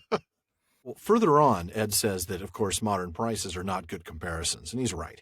We really need to go back to the Victorian era to get a decent estimate. So the gold sovereign, which is worth a pound, and I mean a British pound, has a little less than a quarter of a troy ounce of gold in it. Well, that means that 875 troy ounces that are in the 60 pounds of gold that was in Bilbo's chest would be worth a little over 3,700 Great British pounds. Now, a silver crown worth a quarter of a pound. See, now I'm getting all confused. But when I say pound, I mean a British pound. So a silver crown, which is worth a quarter of that, has about 85 100ths of a troy ounce of silver. Okay, let's call it an ounce, though, because we're going to ignore the fact that coin isn't pure silver. We'll assume that Middle Earth coinage is not debased. Sure. So that's a little over 1,000 crowns, or a little more than 250 British pounds, leading to a total haul from the Lonely Mountain of just shy of 4,000 British pounds. Now, that's just the haul from the Lonely Mountain. Ed goes on to say, and this is, like I said, this is a lengthy analysis, folks. It is. That for the pots of gold left at the Troll Cave, assuming there was a pony with the dwarven treasure and 2 more ponies to carry Gandalf and Bilbo, along with their belongings, we could have 2 ponies worth of Troll's gold, each with about 150 pounds of gold on it. No chests this time. We just have sacks and ropes. So 150 pounds of gold, which is nearly 2,200 troy ounces, a little over 9,000 British pounds in Victorian times. Ed says that leads to a final calculation of Bilbo's haul as a little more than 13,000 pounds Victorian equivalent. So here's where it gets interesting, at least to me, as somebody who has no knowledge of coinage, and that's calculating what the value of that money is. Yeah, what does that mean? Right. 13,000 exactly. pounds. Okay. What does that buy you in a society like Bilbo's? Exactly. So Ed says that the wage of a servant in Victorian England ranged from about £100 per year for an unskilled servant to about $200 a year for a very valued servant, even more for somebody like a butler or something like that. But sure, yeah. But he also says that Britain at that time didn't measure wealth in cash. It wasn't about how much money you had in the bank. What they measured wealth in was rents. How much money did your land provide per year? Okay. And then he turns to Jane Austen's Pride and Prejudice as the, quote, ultimate source of all true information about wealth in the 1800s, which I love. I do love that line. Ed says Mr. Bingley was worth £4,000 per year. Right. Mr. Darcy, who was imagined fabulously wealthy by Lizzie Mr. Darcy. in 1804, brought in $10,000 a year. Yeah, he was very wealthy, yeah. He was very wealthy. Mr. Darcy was very wealthy. Mr. Bennet, Lizzie's father, was considered well off, but you know, he had 5 daughters, right. a lot of mouths to feed, and dowries, I suppose. Dowries, dowries to come up with. Yeah, but Mr. Bennet had an income of $2,000 a year. Okay. Now, we don't know what Bilbo's rents were from his lands. They had to be considerable, Ed says, or he wouldn't have been considered well-to-do and rich. But he wasn't Mr. Darcy. He wasn't even Mr. Bingley rich, right? He might just have been Mr. Bennet rich, maybe £2,000 per year equivalent. But, of course, without those 5 daughters to provide for, Bilbo could have actually been very comfortable on that amount of money and very easily able to hire servants.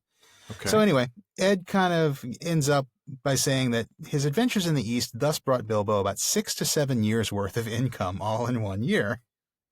Ed says, I don't know about you, but if I suddenly received 6 to 7 years of income tax-free tomorrow, I'd probably retire, and then I'd have a lot more time to write you guys letters. Oh, goodness. Make sure that doesn't happen. But he does say that, that certainly explains, only 6 to 7 years worth of income. That explains why Bilbo had spent almost all of the treasure by the time of his 111th birthday, 60 years later. Yeah, that's a very good point. I mean, it's 6 to 7 years worth of income is a lot of money, but it's not enough to set you up for life, and spending all you want whenever you want. I couldn't retire if I had 6 or 7 years tomorrow. No. I'd have to have probably 15 years worth to retire. Yeah. I mean, trying to make 6 or 7 years worth of income last 60 years later would make it feel, I don't know, sort of stretched. Like butter stripped over too much bread. Indeed it would. So Ed's final conclusion basically was that Bilbo wasn't the Jeff Bezos of the Shire. He was comfortable with a nice extra nest egg to keep his larders and pantries full. There you go. Well, he's got me convinced. I mean, anybody who can turn to Jane Austen to prove a point about Tolkien is A-OK in my book. Yeah. And he's clearly a studied numismatist. But what do you say, Alan? Has Ed convinced you that your earlier estimate was too high? Well, what's funny is that we had lowered our estimate already. I mean, I think when we were first framing that question, the estimate given to us by, and now the name escapes me as to who brought the question up in the first place. It was one of our listeners. It was one of our listeners, but I can't remember who at the moment. I can't either. No. We lowered our estimate from his. We brought it down and we're more conservative with the numbers. But so clearly even that wasn't enough. I'm not going to argue with somebody who knows that much more about British currency than I do, though I admit that's a very low bar. So I'm willing to say I'm convinced. Congratulations, Ed. About that moving bar, poor Bilbo's going to be a pauper the next time somebody comes up with you're not kidding. Estimate on that. But thank you, Ed. That was great. We love receiving clarification. And listeners, like I said, we'll post his full analysis in all of its glory on our website with the show notes to this episode. Absolutely. But now on to our true question of the day, and that's from Chris B. in Illinois. Chris says, you are about to embark on a long journey of podcast creation. Over the next 6 seasons, you're going to read The Lord of the Rings in a different way than you have done before. What do you hope to learn along the way between now and when Sam gets a lapful of baby Eleanor? Which just makes me smile. That does. Me too. Well, it doesn't hurt that my daughter's name is Eleanor. That your daughter's actually named it, right, of course. Well, Chris, thank you for a wonderful question. That really is. Folks, we have a North Wing segment with Chris recorded and ready to go.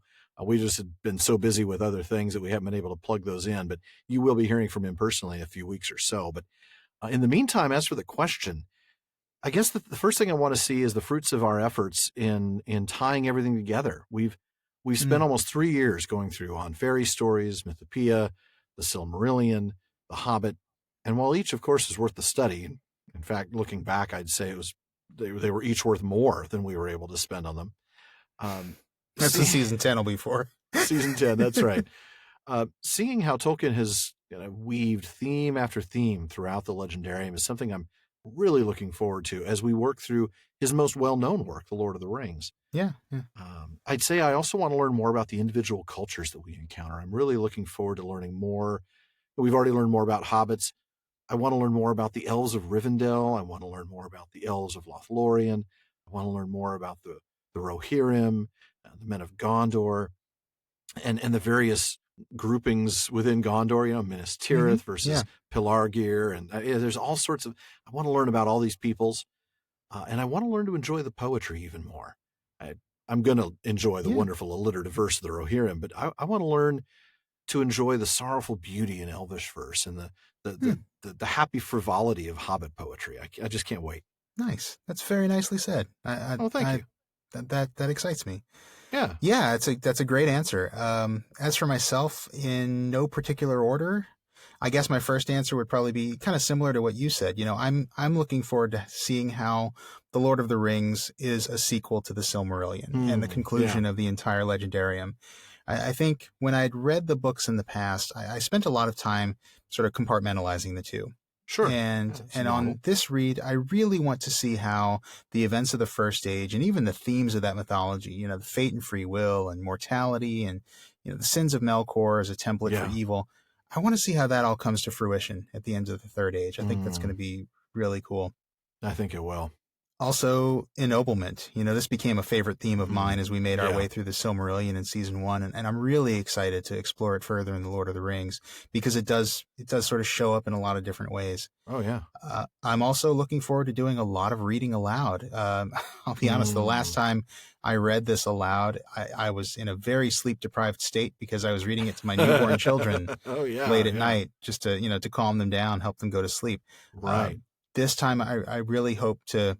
Well, it'll still be late at night because that's when we record. That's right. I'm hoping to at least be awake enough to pick up on the real auditory qualities of the text, the alliteration and the musicality of the language. Yeah. Boy, that is going to be good.